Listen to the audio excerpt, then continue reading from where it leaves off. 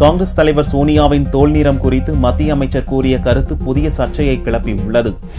பிரதமர் மோடி தலைமையிலான அமைச்சரவையில் சிறு குறு நடுத்தர தொழில்துறை இணையமைச்சராக இருப்பவர் கிரிராஜ் சிங். பீகாரில் உள்ள ஹாஜிபூரில் நடந்த நிகழ்ச்சியில் பங்கேற்ற அவர் காங்கிரஸ் தலைவர் சோனியாவின் தோலின் நிறம் குறித்து சர்ச்சைக்குரிய வகையில் கருத்து கூறியிருந்தார். வெள்ளைத்தோல் கொண்ட பெண்ணை மணக்காமல் நைஜீரிய பெண்ணை ராஜீவ் மணந்திருந்தால் அந்த பெண்ணை காங்கிரசார் தலைவராக ஏற்றிருப்பார்களா என அவர் பேசினார். கிரிராஜ் சிங்கின் கருத்துக்கு பல்வேறு கட்சிகள் கடும் கண்டனம் தெரிவித்துள்ளன. பித்து பிடித்த நிலைக்கு கிரிராஜ் சிங் போய்விட்டதாக தாக்கியுள்ள காங்கிரஸ் கட்சி அவரை அமைச்சர் பதவியிலிருந்து நீக்க வேண்டும் என கோரியுள்ளது. கிரிராஜின் கருத்து குறித்து பிரதமர் மோடி விளக்க வேண்டும் என மார்க்சிஸ்ட் கட்சி வலியுறுத்தியுள்ளது. This man is a serial offender. He has been rewarded for his offences by the top leader of the BJP, Narendra Modi ji, and Amit Shah, the president of BJP.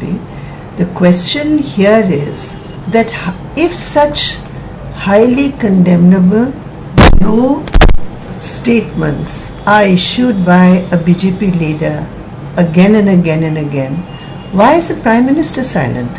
What is the Prime Minister's Mann Ki Baat on this? And why does he continue to be in Modi's ministry? Why does he continue to be a member of parliament? These are answers that the BJP top brass have to give.